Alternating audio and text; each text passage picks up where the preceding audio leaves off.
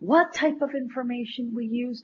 And so as Almudena was saying, we found that having a webinar series that would allow us to show how to mainstream gender effectively in this data collection, to report lessons, to best understand what is happening in our countries was absolutely essential. So this is our second webinar. Last webinar, we had a great audience and we had a great discussion with our colleagues from OCHA, discussing all of the details related to sex disaggregated data. So this second webinar is focused on what do we do with that data. Next slide, please.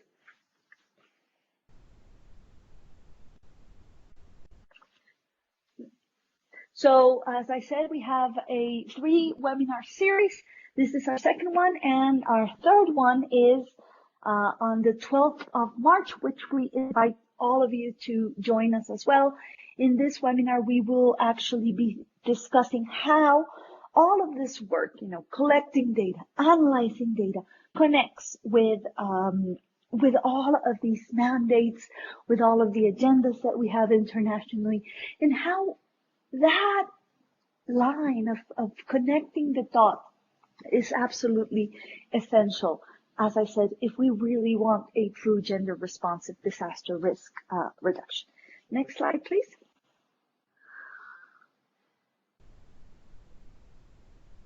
So this second webinar, as I said, is understanding what can we do with sex and age disaggregated data. And so we're exploring how to do a gender analysis. What are going to be the key elements that a gender analysis should have? And I know that this is a burning question because as gender experts, we usually include in all of our comments or recommendations, we usually say, please do a gender analysis. And many of our country teams and many of our teams in the ground do not have all of the proper tools to be able to do this analysis. Maybe some of the teams even don't know what a gender analysis is. So we're going to start by the very, very first question being, what is this analysis? What does it look like? What are the key elements? I think the second aspect that is very important for us is to be able to share the best practices. No, the previous slides, still on the slide where it says, no, guys. Sorry about the technical difficulties, but I will just talk it through. So the second element that we think it's really important for this webinar is to share best practices. And this is why we are very fortunate today to have the experience of our colleague and gender focal point for the Barbados office, Charisse Atosha, and she will be sharing those experiences, providing some examples, because I know that in theory we could share a lot, but the reality can be very different. And we all face challenges, and we all have strengths.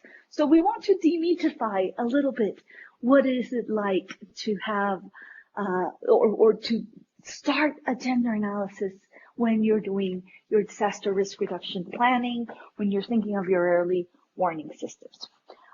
So the format of today's webinar is going to be a conversation in this case between two experts at different levels, myself being more of a regional level, more of a conceptual level, and our colleague Charisse, as I was saying, more from the ground experience, and of course accompanying all of this theoretical conceptual idea. So I think we're going to have a fantastic discussion today. Please feel free to join the format of today's webinar. We will have a series of questions, but if you have any burning questions while we are doing the webinar, please write them in the chat, and I will make sure as the moderator to include them. I'm seeing that there is a comment that somebody is not hearing. Can you guys hear me? Almudena and our colleagues in Panama? Yes, we can hear you. Okay, Yes, we great. can. Perfect. Thank you so much. I really appreciate that confirmation. I wasn't sure if I was talking to myself only. So, knowing that everybody is on board, I think that it is, as I said, my true honor to introduce our colleague Cherise at Joha.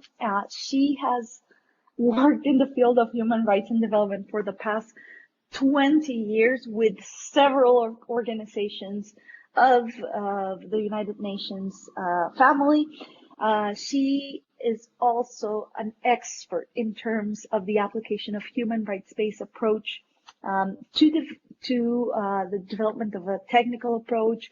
She has provided support to research, advocacy, monitoring, evaluation. She has worked on many topics as well.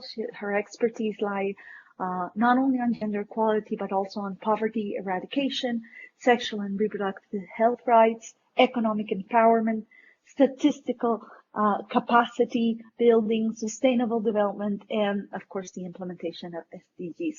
So we are completely privileged today to have her here sharing all of this experience with us. Cherise, do you want to share a little bit more about your experience of who you are so that the participants get to know you a little bit more? Because I think my words fall short in terms of your experience. Hi, thank you so much. Good morning, everyone. That was an amazing introduction. I think, I don't know, it sounds like a bio or the beginning of my CV that I sent to someone. You guys did your research. It sounds amazing. I was like, who are you talking about? Thanks so much. Right. So following on that amazing introduction, if I have to believe that I'm that amazing person, I would only add that I've been working with the UNDP multi-country office now for about 6 years. And in that time, my experience has been varied.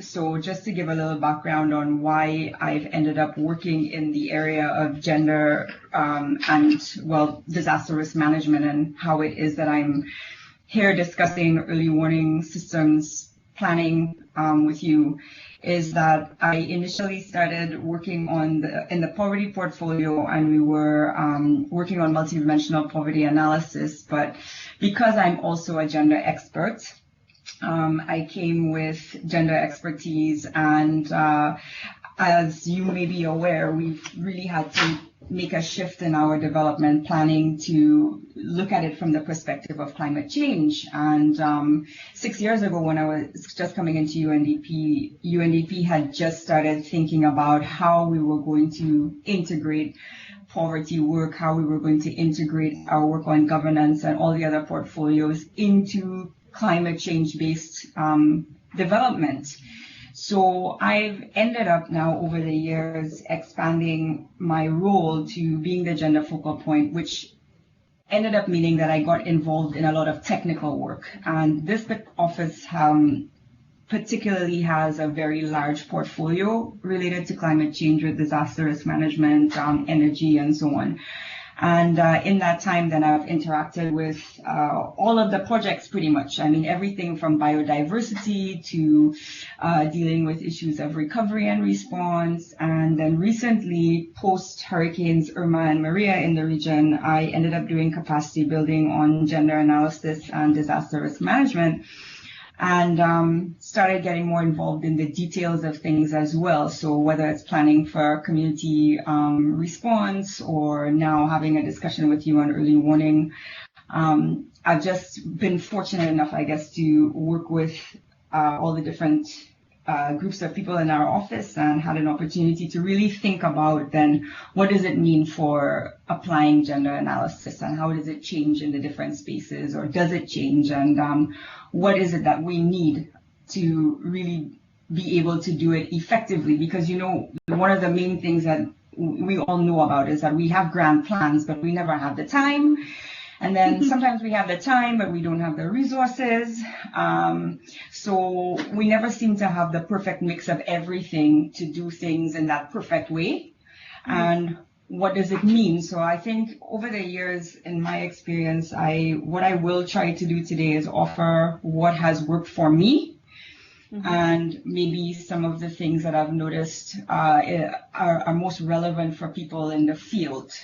Because like I said, we always come with a checklist, but when we get on the ground, we find a reality that often means that we have to adjust our thinking on what has to be done and how it has to be done. Awesome. Absolutely. Thank you so much, Charisse. And thank you for having that reality check, because I agree with you. We usually have these grand plans. We usually have these checklists. And when we are in the field, we are experiencing multiple challenges that prevent us sometimes from at least attempting to do these gender analysis. And we end up, on the long run, feeling the void that it creates. So we have the best intentions, as you were saying, but sometimes we do have these limitations. So after that wonderful introduction and setting the stage of what Charisse is going to share today, I think that let's start off with the first question. And the first question that always comes to mind before we start digging into the nuances and details, of course, it is, what is a gender analysis? And this is for all of us to be on the same page. And I think that starting off with kind of leveling off our ideas, our expectation and our perspective of what a gender analysis is absolutely essential. So, Charisse, share with us from your experience, what is a gender analysis and why is it so important to do one? Why is it that as gender experts, we're always pushing forward for the teams to do one of these analyses? Okay, thank you. So the easiest way I find to understand this is if we get out of the mindset of the rhetoric a little bit, and we just think about, you have a family and it's made up of women and men, and you're planning for your family and you're making a grocery list, and automatically you're thinking about or shopping list, automatically you're thinking about what women need, what men need. We know that gender and sex are interlinked in terms of how we define them. We can talk some more about the flexibility of that, but we're thinking about, for example, the fact that women menstruate, and if you're planning for your family, you have to think about, getting menstrual products. You're thinking about different vulnerabilities in the world today. If you're raising a little girl, you're talking to her about her safety. If you're raising a little boy, you might be talking to him about how he manages his emotions. So I'm just saying that to say that everybody is doing a gender analysis in their day-to-day lives at some point. Even whether or not you're conscious of it, you're thinking about the way you interact with each other based on your assumptions of how you think they're going to behave based on their gender. So if you just think about your daily lives and your daily practice and the things you have to take into consideration, it becomes clear that we have different needs and different behaviors based on our gender socialization. And I think that it doesn't change just because we're planning a project. It doesn't change just because we're now in a kind of a removed space where we're considering things in a more linear way. So anywhere there's people, there's gender. So, that's the most basic response that I can give. So on the more extreme side of things in terms of roles and responsibilities, for example, with early warning, the example that always comes to mind is that there are countries, for example, where women are not allowed to leave their homes without their husbands. In a country like that, if you're doing early warning, it doesn't matter what's happening, she's not going to leave the house if she's not accompanied by her husband. And so you need to take that into account when you do your planning, right? So that's a very extreme example, but just to say that people do have ascribed behaviors based on their sex, and this is what we know as gender. So most obvious response, right? Yeah, that is the perfect response. And I think just to sum up for our participants, so basically a gender analysis is understanding. It's understanding your social landscape. And as professionals working on disaster risk reduction and early warning systems, we usually do a fantastic job of understanding the environmental scenario. We'll understand where the risks are. We understand what mountain can fall on top of us. We understand, the timing, for example, of a wave hitting in terms of a tsunami. But I think what you were saying, Cherise, is extremely important, that these social relationships, these social characteristics that we have are also an essential element that we need to understand and we need to explore, because the consequences of these relationships can be fatal, as you were saying, with regards to the women that cannot leave the house. That example is extreme, but I know that in our region, we also have these nuances, in terms, for example, of how much work women have to do regarding the care economy and the burden that implies when you have to run up a hill, for example, with 5 or 6 children. It becomes difficult and it becomes challenging. And we really need to start understanding all of these details, because if not, no matter how much planning we do, it might not be effective. It might be the right solutions that we're proposing. So going back, I think it's an understanding of the social landscape as well as we understand our environmental landscape. So I think that's a great start. So if I would ask you as a gender expert, what would be the key elements of this analysis? How would you advise, for example, a team that is starting to work on disaster preparedness or early warning systems? How would you advise them to go about this gender analysis?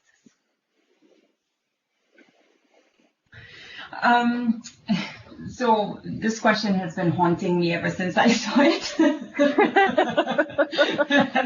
I've been asking myself, what, there's no book that you read. Everybody tells you a different bunch of steps, or I think we need to assume what our starting point is then. I mean, if you're working, maybe it's best if I think about if you're working on a community level, you need to think about what kind of information that you have available to you about women and men in that space. Where are people located? You're thinking about the socioeconomic conditions. I mean, the point of doing a gender analysis for the purpose of development is always about protecting people and protecting the most vulnerable. So if we're taking the human rights-based approach to our work, we're always going to be thinking about who are the most vulnerable people, where are they located, and how do we keep them safe. So you want to know what kind of information you have on the people that are most vulnerable. And in the case of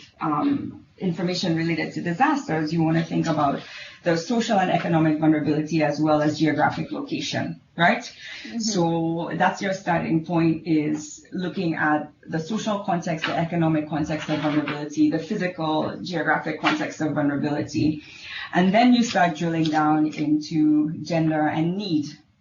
In the Caribbean context, on a community level, one of the things that we always know that is really stark, especially when it comes to early warning, is that we have very clear occupational sex segregation.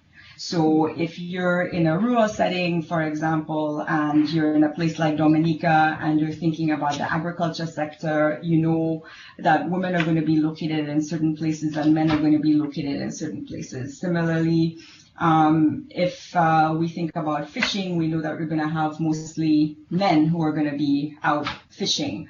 So you have an idea then of how people are located in the day-to-day. And that's just to give an example of one of the ways that we can think about accessing people. I think that from from my perspective in the work that I've been doing, we tend to have very general information about countries and context. We ask for a situational analysis and everybody will say, oh, we're in a low-lying coastal area and these are the main industries and these are the most vulnerable places. And you won't know where the people are or what they're doing. And you won't have any idea of what relationship that they have to their environment. So that's just to put into context. So if you start adding people and you start thinking, okay, well, what people are likely to be working on a coastline? What people are likely to be working in the water? What people are likely to be working inland next to a river? Or who's likely to be living inland next to a river? So that's when you start thinking about vulnerability. That's when you start thinking about who are the most vulnerable in the space. And then you're thinking, okay, well, who's likely to be home with children? You start thinking about timing. If something is happening after 2 or 3 o'clock in the day, then maybe there are women home with children. So that's just my analysis is you're thinking about who are the most vulnerable socially, economically, and then in terms of their location or proximity to something that could be hazardous. In our case, it would be probably an extreme weather event. And then you want to start thinking about their individual needs and how you can target them and get them to safety. Sorry if that was a bit rambling. No, I think that was perfect. And to sum up for our participants, so what would be then the 4 elements that you should know, as Cherise was saying? First of all, where are the people? I think having those population data, understanding, the population composition, even the age composition is absolutely essential, because if you don't know where people are, we're never going to know what their vulnerabilities or their needs are, as you were saying. I think the second element that is absolutely essential, what you were saying, is what are people doing? We really need to ask ourselves that, what are their roles? What are their responsibilities?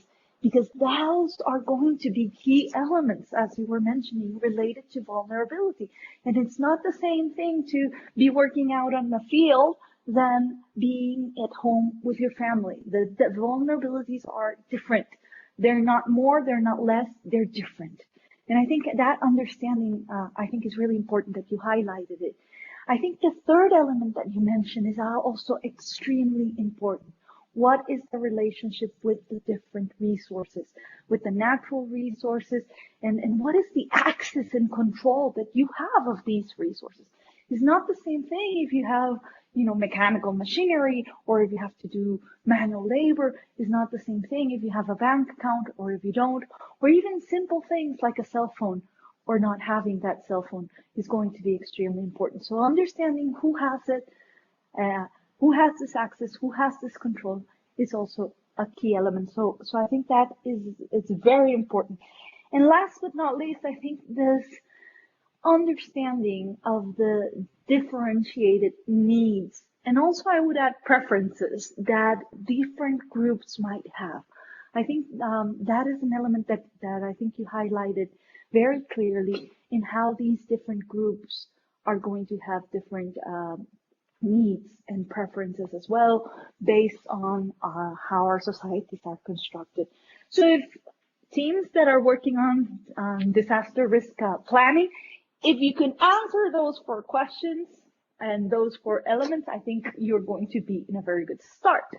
Now, I think you also, Cherise, mentioned something that was extremely important, is this need for local data. And to complement this national data, as you were saying, sometimes the situations analysis are lacking the sex and age disaggregated data that we talked on last webinar. But what do we do then? Well, we go to the communities and perhaps use different methods to collect at least some of this information, because it's best to have rapid assessment to collect data than not to have any data at all. And it's best to have a gender analysis based on this level of data than not to have a gender analysis at all. Of course, the ultimate gender analysis would be with the national data and the local data to complement it, but we really sometimes don't have that luxury. And that leads me to the next question for you, Cherise. Given this, as you were saying, We always have these grandiose plans, but we sometimes can't. So can you then conduct different types of gender analysis? And what happens when you don't have these perfect conditions, when you can't do it even in a non-linear way? I think you answered a little bit of that just now when you talked about how we can get complementary data, for example. One of the things that I wanted to just add before we, maybe talk about that, just to what you said, if it's okay if I go back just a little bit. Sure, absolutely. I wanted to add, for example, when you talked about people's access to certain resources like a cell phone, how people interpret the usefulness of something is also important. So, for example, I was in country working on the agriculture disaster risk management plan, and we were doing gender mainstreaming for their new plan, and we were interviewing people in communications who were working on early warning systems. And they said one of their main methodologies was to, because so many more people have mobile phones now, doing texting. And when they went to interrogate the usefulness of that after, they found out that people who were working in the fields, for example, in agriculture, didn't take their phones with them because they were afraid that their phones would be damaged by the rain or damaged in the conducting of their work. And so the phone would be in the truck or wherever it is, or in a backpack, and they wouldn't see it. So I was just adding to that then, that when we think about tools and information that we have, how we get information out, we also have to think about what people's relationship to, for example, technology might be. So that's also something that's worthy of a gender analysis, and how women and men interact with technology differently, and the different uses of resources and how women and men use resources differently also impacts how we can respond to their needs. So moving forward on that, in terms of different types of gender analysis, I think my first advice is that you can't really problem solve around that unless you're already thinking in those terms. And so I think that the biggest shift that we need to make in how we decide what information is most critical when you don't have a lot of time and resources is we really need to be thinking in the context of gender, and we really need to be thinking in the context of vulnerability. So I think that without a more concrete example in my head, what I would say is that you do need to be able to think about levels of risk and levels of vulnerability, and then do whatever you can to prioritize your actions based on that, right? So if you do have, what information do you have? Do you have information about geographic location, and that's all you have? Or maybe you have an idea of whether or not there are schools there, or you have an idea of, what the basic enterprise is in a place. I think, your first question is then looking at the most vulnerable areas, and then if you have to do something really short, and then trying to help as many people as you can in that context, right? So I think prioritizing vulnerability and risk as a first kind of point of intervention, if you have to move very, very quickly, that would be what it is. Where are the children? Where are the elderly? Where are the people who have physical and mental disabilities? You have to think about the most vulnerable groups, and then move from there. If you have time to do that linear approach, of course, then you're taking your time to do data collection, and then you design your questionnaires, and you design your processes, and you can have focus groups, and you can have interviews, and you can spend time in communities, and you can talk to people in schools and hospitals and so on. But if you can't do that, then you really just have to think about how you can help the most vulnerable people in the fastest possible way. I don't know if that's answering your question, but I think that if you're thinking in those terms, then it becomes clearer. No, I think that's a perfect and very pragmatic experience that you have shared, because I think that's one of the greatest myths, is that these gender analysis, as you were saying, have to be very complex and you have to use a lot of resources, and that's the ideal scenario at the end. But you have, based on the reality, to prioritize and to get that essential data, as you were saying, that essential data of the vulnerable groups at least. Does that mean that your gender analysis is better or worse? I think it's given the situation and the circumstances. I think we really need to start thinking that perhaps having that essential data is the enabling condition to be able to do a more comprehensive and detailed gender analysis. But that having at least that data is going to be absolutely essential and crucial, so that we should not fear, we should not always, despair that we don't have all of the resources or capacities. But if we have, as you were saying, this prioritization, if as a team we think about this essential information that we should have, then I think we're going to go in a very good direction. So thank you for mentioning that. I think we moved into the next question a little bit as well, because then what tools or methodologies are out there that could help the teams kind of find, in this gender analysis spectrum that we have been discussing, how to do it? So I'm not sure if this is where I talk about analytical models. Sure. But I think,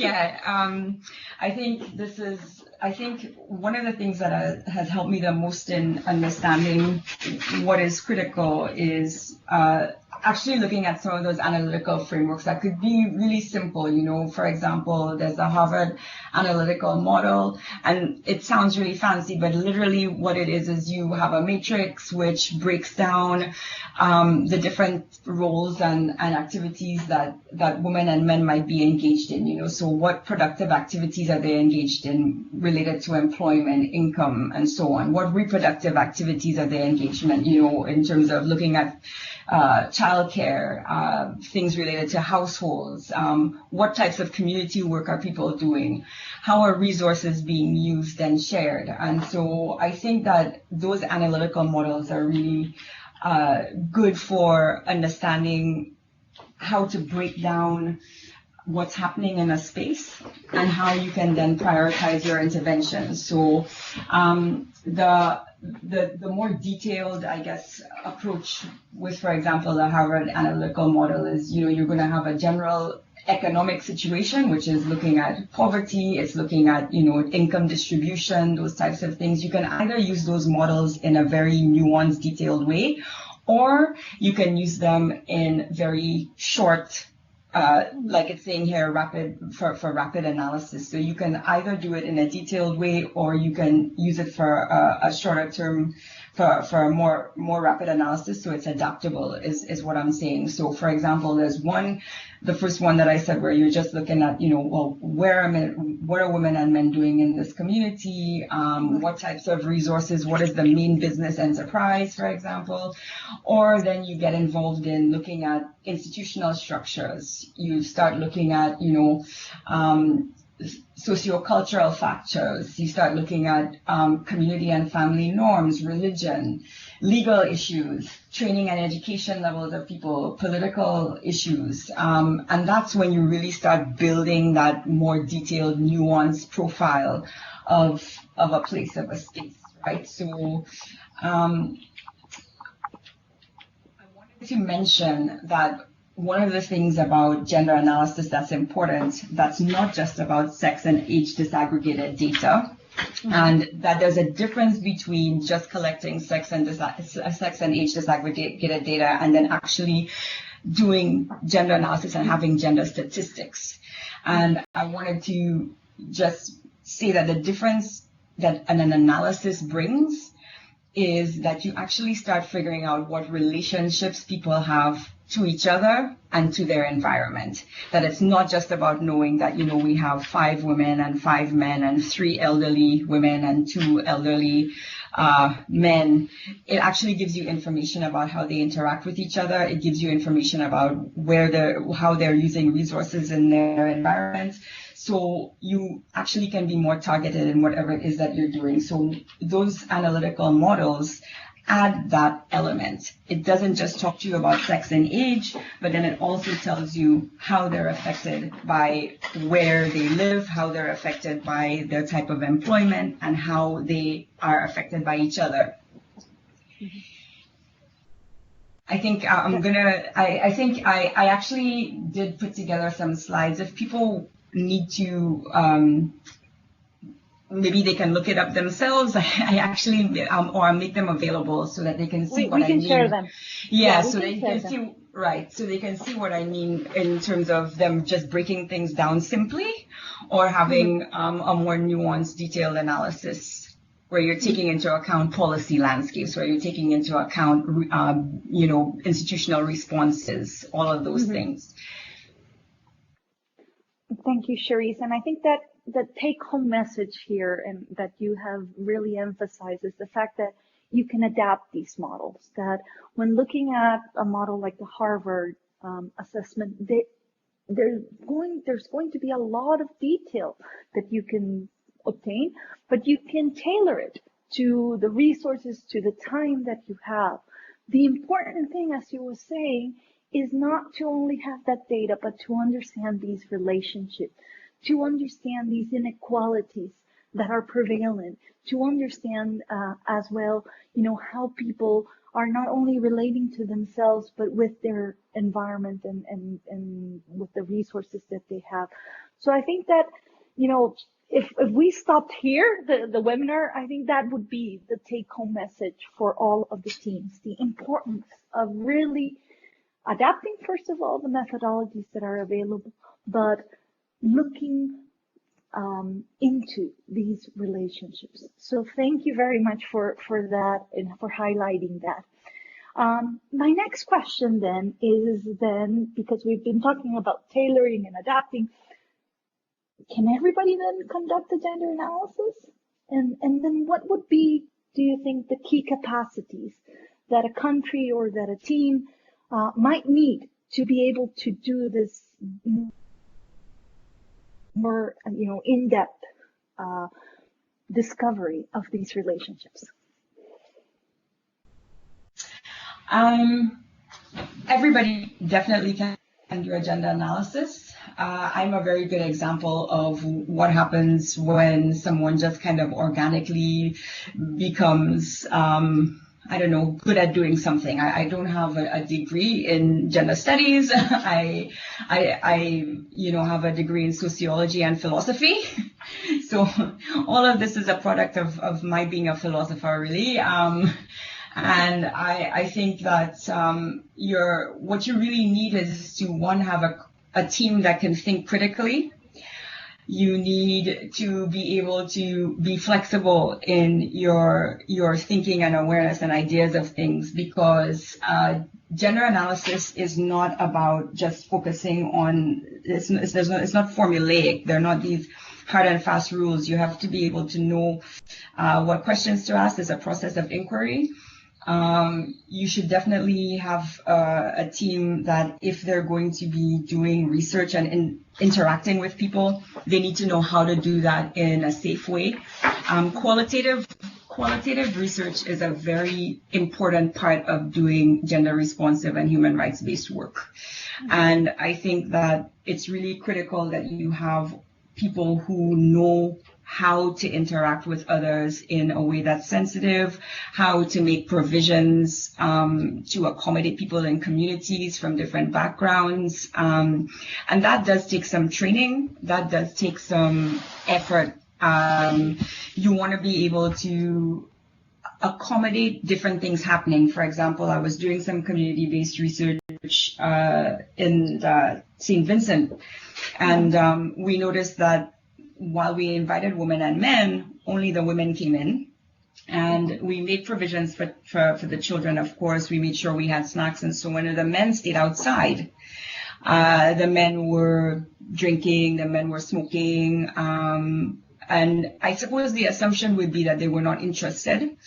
But they did have an idea that inside that space was more the women's domain. And the fact that they were outside was indicative of their interest and their support, but they didn't really see a role for themselves, because in their minds, anything to do with the community and caregiving or those types of roles and responsibilities are associated with women's roles. And so we find that, women in the Caribbean are actually very active in their communities. But that's also part of the burden of care on them. Yeah. Right. So we need to be able to not be stereotypical about how we then assess men's behavior. And how we then would have gotten these men to be more interested. For example, if it was a session on trying to implement an EWS in that community, how could you get the men involved? So in terms of skill sets, in terms of what you need people who are able to see past their own stereotypes about what might be happening and their own interpretations of behavior, and actually in that moment start interrogating what the opportunities might be then to engage men differently and what they might find interesting. So I think that some of that means that you don't get it until you get into the field. So what are your options? Do you just leave them out there? Or maybe someone goes out there and tries to have a conversation. So in our situation, someone went outside and said, well, why are you guys out here? And then they said, well, would you be willing to hear this information anyway? So it's not about getting them inside if they feel comfortable outside. So, I mean, this might seem really simplistic, but it's one of those things that when you're planning, you just assume, everybody's going to go be inside and everybody's going to be there to get the information. So in terms of thinking about your teams and skill sets, there's the paperwork, which is important.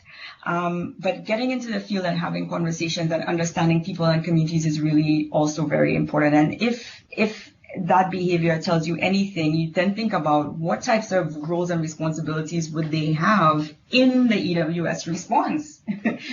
So what would then be happening on the ground, right? So the last point that I want to make on this is that when we interact with people and we're doing work that's gender responsive, we also understand that the process also has to be transformative. And so just the way that we go about interacting with people, getting research done, for example, that in itself can help address behaviors that would put them at risk. So from that very beginning, you're doing something that is going to be transformative, and what you want to do is reinforce positive gender roles and not negative gender roles that are going to put people at risk. So I guess I would say that teams do need to be able to transfer their information about analyzing people. They need to transfer that into actual people skills, where they can adapt their people skills in qualitative research and community communication in a way that they can meet the needs of women and men on the level of communication as well. Well, thank you for that, because I think that point that you have made of anybody can do it is really important. I'm a biologist as well, and ended up doing it. And I think that what you were saying, and to summarize, you have to have teams with multiple skills. You have to have teams with gender sensitivity. So maybe having a training course or before a project starts, and having an induction on how to have these gender skills. Also, I think having diversity in your teams, not only in terms of professions, but also in terms of sex, so that you could have those conversations that you were saying. I remember a project here in Costa Rica that they were discussing with men in the bars, but it had to be the male members of the team. And I think that last point is absolutely essential, of having a transformation, of having that sense that you really need to change these relationships. You don't have to reinforce these others. I think we've gone also into the next questions, which are about examples. And so I think that we could actually finish off the webinar by sharing another example, perhaps from your experience, Cherise, and also having a last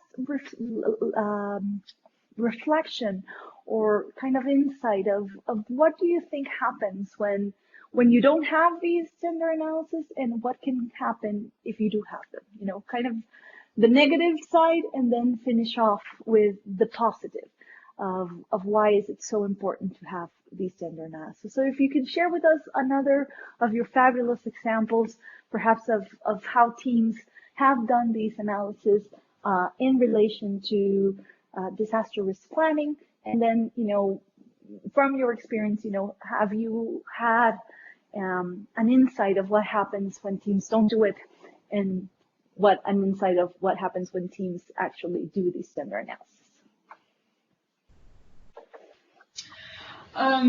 So I think the most obvious response to that would just be that, you know, if you're doing, especially with early warning, I mean, if you haven't gone in to figure out what people actually need and where they are, and what's going to be most relevant for getting their attention and actually initiating and actually having them respond and initiate action, you know, it's really going to be hit and miss. You have no idea what you're doing.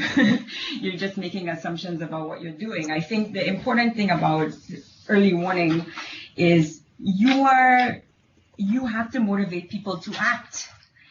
And when people are responding to something from a mode of fear or crisis, some people get completely paralyzed.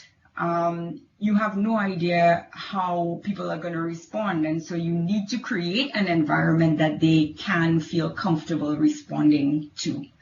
So I think that when you do things with people in a language that they understand and in a way that they can relate to, it's going to mean that they will feel comfort and trust in actually participating in the response. Otherwise, you're not going to get that participation in the response, and people are going to be at risk. And that's just a behavioral thing, you know. The other thing from a gender perspective is that people tend to default to their stereotypical gender roles. And you want to make sure that that doesn't happen. And so, for example, if you're in a situation where a woman is separated from her children and you need people to get to a certain point on a hill or something like that, you don't want people running back to schools to look for their children. Yeah. You want them to get to the hill. Yeah. So, you know, if you don't engage in a discussion, if you don't do communications work, if you don't think about all of those variables and how can you get these parents or these women or these grandparents to not go back to the home or not go to the school or not, how do you get people to not do that? And different in the Caribbean context, we know for a fact that we have, in terms of household compositions, we have overrepresentation of female single-headed households, and we know that they are caregiving for a lot of people, and that has implications, right? So, you know, thinking through that and thinking about how you can get people to act in a way that's not going to put themselves at risk is really critical. So we also have stories of, men who are running after their cars and drown in rivers. We have, people have impulses that they want to try to protect productive assets, things like that. So where are women and men likely to default? You really want to try to address that so that the default behavior is not going to put them at risk. So I think in a way that's both of your questions is, this is about human behavior, and because gender is so much about socializing these default responses.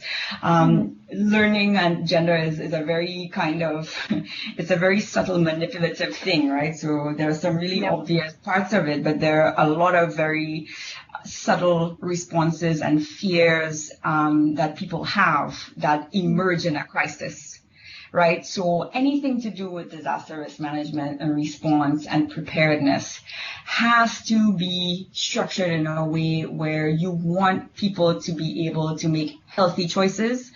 You want them to have trust in what you're recommending, and you can't develop any of those things if you don't spend time figuring out how people are thinking.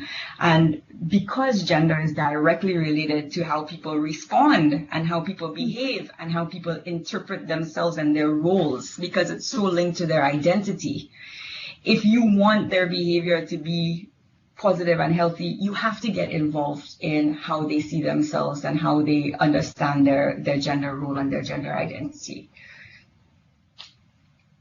Well, it's very hard to top off that. I think that last point that you have made, Cherise, is absolutely essential. We're never going to have an efficient and effective, a sustainable even disaster risk management or disaster risk reduction planning if we do not take into account these relationships, if we don't understand them, and if we don't start trying to figure out how things are going to play out when we are facing a disaster. I thank you very much for that. I thank you very much for sharing all of these experiences. I think I've learned a lot. I think the participants as well. I'm going to now open the floor for any participant that has a question for Cherise.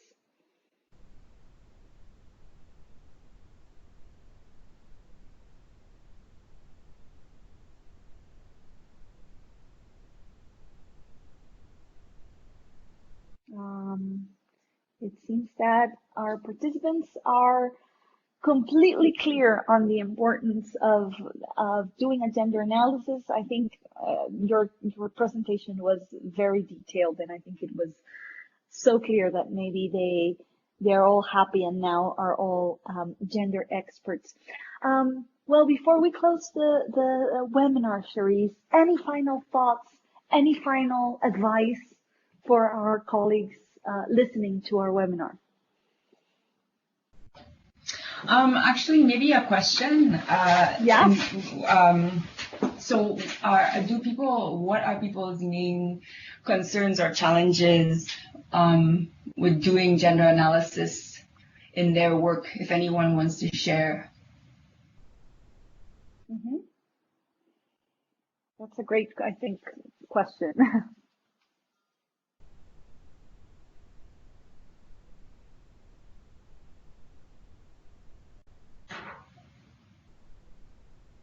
I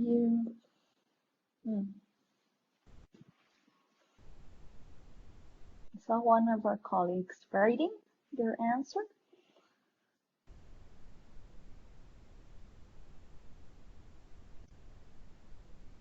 I think I put everybody to sleep.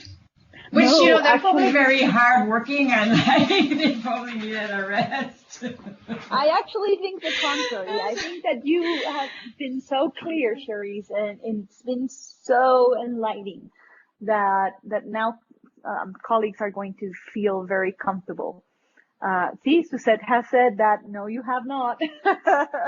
So we have colleagues paying attention to what you were saying, but I think maybe if you can share some experiences from your side of these challenges that you have seen from different country teams or different teams working on disaster risk reduction. It doesn't have to be disaster risk reduction. It can be in general, I think. What have you found are kind of the common challenges? I think that the main thing that people would probably complain about is that the space isn't made in planning and design and in resource allocation for actually doing this work. So, I mean, we can talk about the components of doing a gender analysis, and we can break down for people, the different sources of data and all the things that they need. One of the challenges is people don't actually have provision to address the gaps. They don't always have the time to get into communities. They don't always have the resources. And so I think that the first step is really making it understood by people in decision-making positions. And I know we say this all the time, but it's almost like they still have to be convinced that this has to be just a natural part of the planning process. And we do get very caught up in the checklist, So when I was preparing for this, I went online and I was looking at what we've been doing on EWS and the gap analysis that was done. And there was literally in one of the reports just a blue box that said gender analysis is very important. Oh wow! It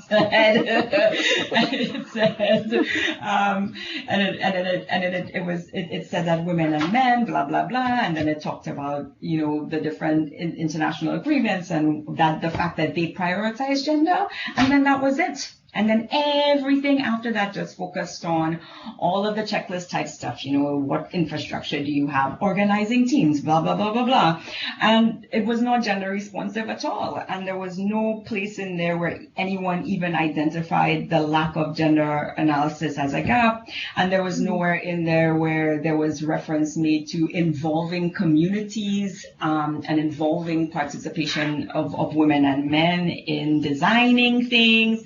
There was nothing about participatory approaches to doing the work, but at the same time, everything about EWS is about people. So I realized that we're still in that stage where we think we can make progress with the people aspect of it at some other point. It's not inclusive. People are not included in our planning. And so I think we're almost starting at scratch at the beginning with that. Why do we need to allocate resources for getting this other type of information? And people getting the time to then go out into communities and gather information. I think that's one of the biggest missing links. And I think that's a very important gap. And it's planning from the beginning, because I also have seen that many teams come to their midterm review of their projects, and all of a sudden the questions about gender start popping up and everybody freaks out, right? So all of a sudden they're contacting their gender experts for them to help them mainstream gender or do a gender analysis, when, as you were saying, these are questions that we should have been asking from the beginning. So that planning stage is extremely important.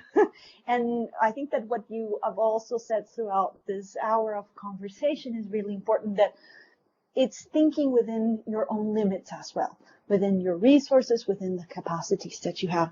We do have a question before we close off from Malphil.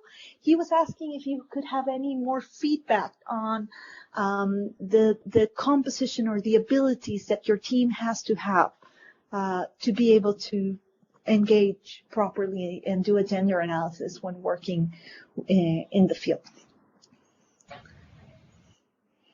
Any advice?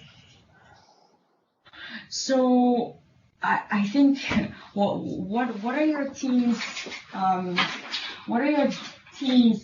looking like, right? I mean, we talked about making sure that we have, you actually mentioned the diversity in making sure that there are both women and men represented, and then of course, different ethnicities and so on you want represented.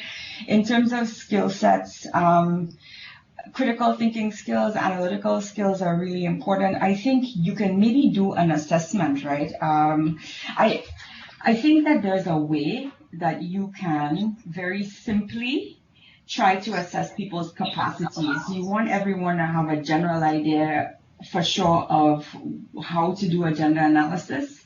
And then you need to think about what their main what the things that they're good at.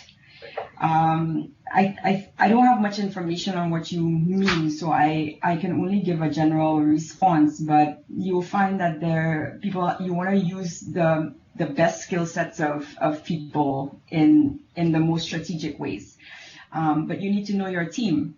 So I don't know if anybody can give me a little bit of an idea of the types of team makeup that you would have, so that I can give a more targeted response. right? Because at every stage of the work, if somebody's doing data collection, if somebody's assessing something, what exactly are they working on? Yeah. Moving, would you like to respond to that very quickly, or should we just envision a scenario? Maybe. So, for example, let's think of an early warning system. In terms of reference, for example, or team composition. So you would have perhaps a person that knows about disasters. You would have a person perhaps that knows about kind of more of the political and structure of the country so that you can facilitate. And maybe that would be it. Almudena or any of the colleagues from the DPECO project, what do you guys think?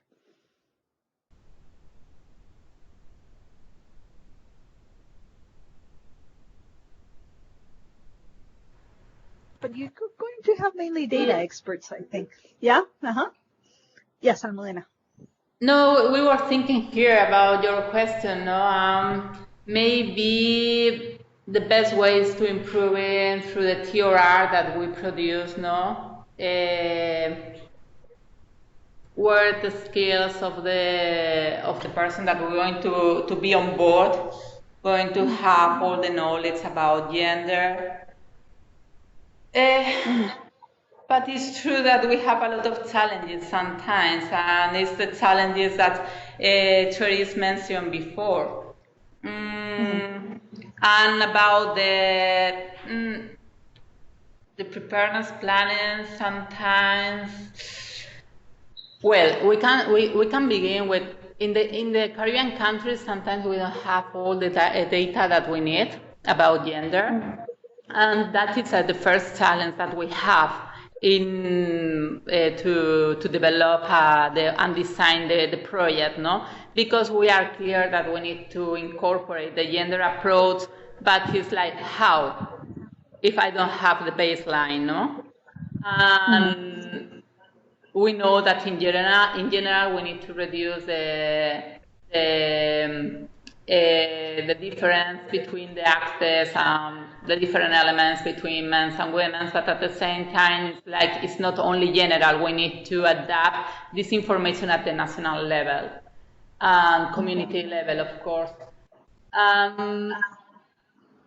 The best way that we have is try to contact with the national system, try to find at regional level the data. But it's true, Andrea, that is something, it's an issue that currently we have, no? Because we don't have a standardized data between the regional and national level. Sometimes, yeah, depends of the countries. But the best way that we have to confront that situation is basic in the needs that we identified in each country. Well, the work that we did with you, no? To have a discussion to find the best way to support and incorporate the gender approach and create the public awareness between all the actors. Okay, I think that's really important. And just as a final note, I think what you were saying, Almudena, that we all have these common challenges. And based on that, I think that today's Therese, what she has shared is showing how we can start addressing some of these challenges in a very pragmatic way.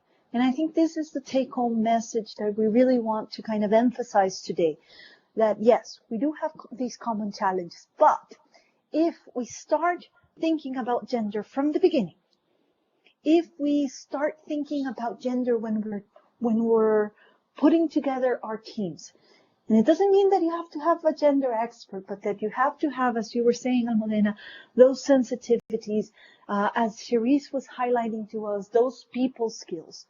That is going to be a step forward in addressing these challenges. And that by having that, we can start collecting this data. It might not be the perfect data. It might not be the most detailed data, and it might not be the most detailed gender analysis, but you can start understanding the reality, the relationships, and the impact that these relationships have on disaster risks planning.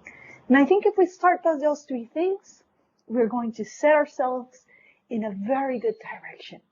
And just some words of experience for those teams that are still uneasy, or some of the colleagues that are still uneasy with regards to gender analysis. Once you go to the field, as Cherise was saying, you will see that it becomes a reality. Gender relationships, the impact and the reality of women and men and their roles and their responsibilities and the inequalities that they face is apparent, and it's there, and it's unavoidable. So the sooner that we get our gender lenses on, I think the better. With that, I will thank Cherise again for her experience. I'm just going to emphasize to all of our colleagues that we have a great gender champion in Cherise in the Caribbean. And so please feel free to contact her, to ask her, as well the regional center.